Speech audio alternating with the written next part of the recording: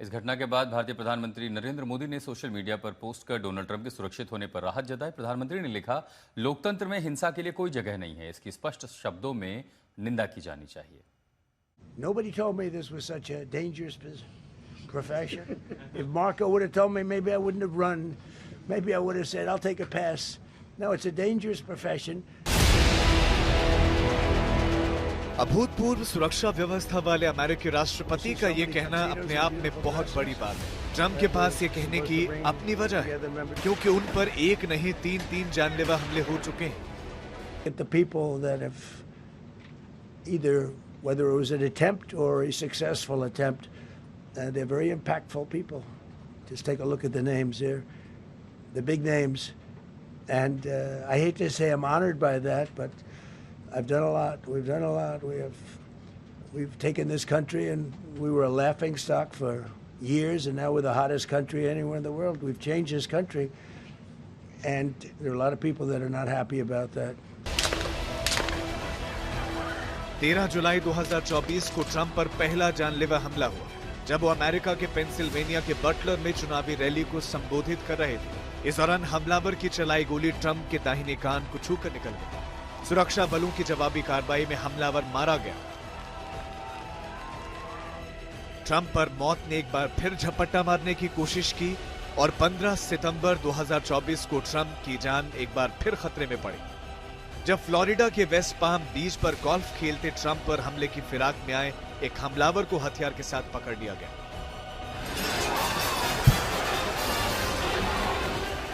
26 अप्रैल 2026 वो तारीख है जब ट्रंप तीसरी बार भाग्यशाली रहे और हमलावर उनसे कुछ फीट की दूरी पर मारा गया। ट्रंप पर 2 बार हमले राष्ट्रपति पद के उम्मीदवार के तौर पर हुए और एक हमला राष्ट्रपति पद पर रहते हुए। फिर भी ट्रंप एक बार फिर निशाने पर आ गए। But we were, First Lady and I were taken very well care of very quickly, rushed off the stage. Vice President J.D. Vance, who's here, was likewise beautifully done. He was just saying how quickly everybody acted, law enforcement, Secret Service in particular in this case, but law enforcement. Marco had the same thing. Pete was there. Pete didn't want any help. He didn't want anybody to help. He doesn't want anybody to help him, but he did get some, didn't you? And I think you also said that it was very impressive. Trump भले ही अपनी सुरक्षा में तैनात agencies का बचाव करें, लेकिन हकीकत यह है कि उनकी सुरक्षा उस जगह बेहद कमजोर थी जहां पर पहले भी हमले होते रहे हैं। So as you know, this is not the first time in the past couple of years that our republic has been attacked by a would-be assassin who sought to kill.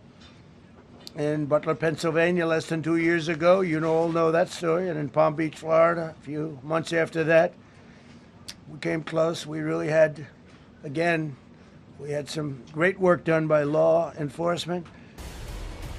30 मार्च 1981 में रोनाल्ड रीगन पर Washington DC के इसी hotel के बाहर हमला हुआ।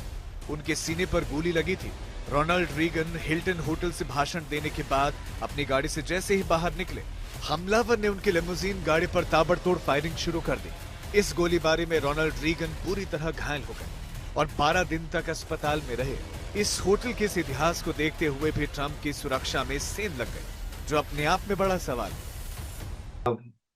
काफी उसके आसपास काफी ऑफिसेज हैं। इंडियन एम्बेसी भी उसके आधे माइल्स की ही दूरी पे इंडियन एम्बेसी है वहां पर, और भी कई होटल्स हैं वहां पे। तो सिक्योरिटी इस बार उतनी ज्यादा हमें देखने को नहीं मिली जितना रहना चाहिए। अब सवाल ये कि ट्रंप पर बार-बार हमले क्यों हो रहे हैं? अमेरिकी राष्ट्रपति से जब इस बारे में पूछा गया तो उनका जवाब कम, अपनी तारीफ ज्यादा थी। Why do you think this keeps happening to you? Well, I've studied assassinations, and I must tell you, the most impactful people, the people that do the most, you take a look at the people, Abraham Lincoln, I mean, you go through the people that have gone through this, where they got them. America में राष्ट्रपति और पूर्व राष्ट्रपतियों पर हमला कोई नई बात नहीं है। डोनाल्ड ट्रंप से लेकर अब्राहम लिंकन और JFK तक कई नेताओं पर जानलेवा हमले हुए हैं। अमेरिका में ऐसे राष्ट्रपतियों की लंबी सूची है जिन पर गोली चलाई गई। अमेरिकी राजनीति में राष्ट्रपति की हत्या की पहली घटना तब वॉशिंगटन डीसी के फोर्ट थिएटर में अमेरिकी राष्ट्रपति अब्राहम लिंकन की हत्या कर दी गई थी। प्रसिद्ध अभिनेता और दक्षिणी समर्थक जॉन विल्क्स बूथ ने उन्हें सिर में पीछे से गोली मारी। अगले ही दिन 15 अप्रैल को उनका निधन हो गया था। लिंकन की हत्या के 16 साल के बाद अमेरिका में राष्ट्रपति की हत्या की दूसरी घटना 1881 में सामने आई। तब के राष्ट्रपति जेम्स ए गारफील्ड की पदभार ग्रहण करने के केवल 4 महीने बाद 2 जुलाई 1881 को वॉशिंगटन डीसी में हत्या कर दी गई थी। उनकी हत्या चार्ल्स जे गुइटो नामक एक निराश बेरोजगार व्यक्ति ने की थी। अमेरिका के 25वें राष्ट्रपति विलियम मैककिनले पर 6 सितंबर 1901 को न्यूयॉर्क में हमला हुआ। राष्ट्रपति के पेट में 2 गोलियां लगी थी। 8 दिन बाद उनकी मौत हो गई। अमेरिकी राष्ट्रपति पर जानलेवा हमले की सबसे चौंकाने वाली घटना 1963 में हुई थी। तब अमेरिका के 35वें राष्ट्रपति जॉन एफ कैनेडी थे। 22 नवंबर 1963 को दोपहर 12:30 बजे टेक्सास के डलास में कैनेडी पर हमला तब हुआ था जब वो अपनी पत्नी जैकलिन के साथ एक खुले वाहन में जा रहे थे। डीली प्लाजा में ली हार्वे ऑसवर्ल्ड पर उन पर गोलियां चलाई। गर्दन और सिर में गोली लगने से पार्कलैंड मेमोरियल अस्पताल में उन्हें मृत घोषित कर दिया गया। गोलीबारी में अमेरिका के 4 राष्ट्रपतियों की हत्या के अलावा अलग अलग समय में अमेरिका के 3 अन्य राष्ट्रपतियों पर भी हमले की कोशिश की, जिनमें Franklin D Roosevelt, Ronald Reagan और डोनाल्ड ट्रंप शामिल हैं। It's my life, and I want to live because I want to make this country great. That's why I want to live. But when you're impactful, they go after you. When you're not impactful, they leave you alone. Trump पर हमला करने वाले की पहचान 31 साल के कोल Thomas Elon के रूप में हुई है। वो अमेरिका के कैलिफोर्निया का रहने वाला है। एलन पार्ट टाइम टीचर और वीडियो गेम डेवलपर है। उसने कैलिफोर्निया इंस्टीट्यूट ऑफ टेक्नोलॉजी से 2017 में मैकेनिकल इंजीनियरिंग में ग्रेजुएशन किया। पिछले साल कैलिफोर्निया स्टेट यूनिवर्सिटी डोमिंगुएज हिल्स से कंप्यूटर साइंस में मास्टर्स डिग्री हासिल की थी। पुलिस विभाग के अंतरिम चीफ जेफरी कैरोल के मुताबिक हमलावर उसी होटल में मेहमान था जहां व्हाइट हाउस कॉरेस्पॉन्डेंट का डिनर कार्यक्रम हो रहा था। रिपोर्ट के मुताबिक हमलावर के पास एक शॉटगन, एक हैंडगन और कई चाकू थे। इस हमलावर के पकड़े जाने के बाद एफबीआई की टीम कैलिफोर्निया में उसके घर भी गई।